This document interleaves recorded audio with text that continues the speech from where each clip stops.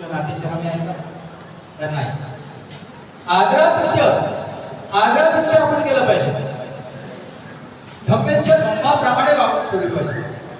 कामेच्छ काम वाचनापासून आपण करून गेलं पाहिजे. नातेचे कुठलं नातं आपल्याला कुठलं नातं निर्माण करायचं तर आपल्याला माणसाचं असलेलं नातं हे माणुसकीचं आणि त्याचबरोबर ते धम्माशी सुद्धा असलं पाहिजे. अतिशय सुखजनक आपण आज पाहतो पिढी भरकटलेली आहे. अनेक जण मोबाईलच्या दुनियामध्ये आज आपण पाहतो की त्या मोबाईलच्या दुनियामध्ये माणसं जोडण्याची माणसं तोडली जातात. असं म्हणतात वाणी आणि पाणी हे सांभाळून वापरलं पाहिजे. कारण वाणीचे दोष तेवढेच आहेत. ही जीभ आहे, या जिभेमध्ये ज्या पद्धतीमध्ये पदार्थ आहे त्याच पद्धतीमध्ये विष आहे. माणसाला जोडण्याची कला या जिभेवर आपण साध्य करू शकतो तर माणसाला तोडण्याची कला सुद्धा या जिभेकडे आहे. आणि म्हणून वाणी जी आहे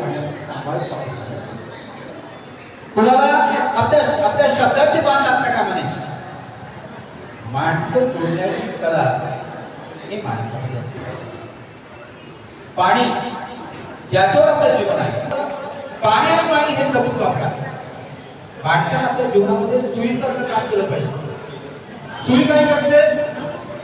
धाग्याने जोडते. ज्या वेळेला आपण वावरतो त्या वेळेला आपण माणसं जोडली पाहिजेत. माणसं जोडून माणसाची मार काय झाली पाहिजे. तोडायला तर तोडायला येतं पण जोडणं शिकलं पाहिजे.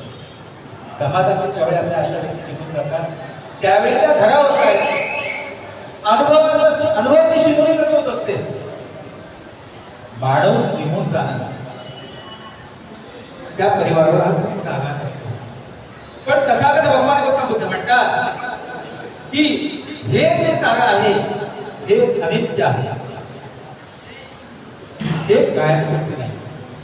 आणि म्हणून मी प्रत्येक वेळी संत कबीरांचं वाक्य सांगतो की संत कबीर म्हणतात की एक व्यक्ती वारला, त्या व्यक्तीला खांदेकरी ते चार खांदेकरी त्या व्यक्तीला घेऊन गेले स्मशानामध्ये आणि त्या व्यक्तीला अभिमान करण्यात आलं.